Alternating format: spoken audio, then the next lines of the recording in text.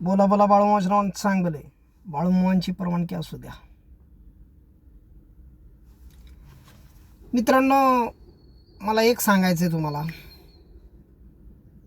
की मी शहाणपण म्हणून नाही बोलणार. पहिली गोष्ट, माफी मागून बोलणार. मला अशी एक पद्धत आहे की सिटीमध्ये राहणं किंवा सिटीमध्ये टेक्नॉलॉजी, सगळं टेक्नॉलॉजी मिळतात, सगळं काही सर्व काही मिळेल, पण अशी गोष्ट मात्र परमेश्वरानं सांगितलेली गोष्ट आहे ती मी तुमच्यासमोर मांडतोय.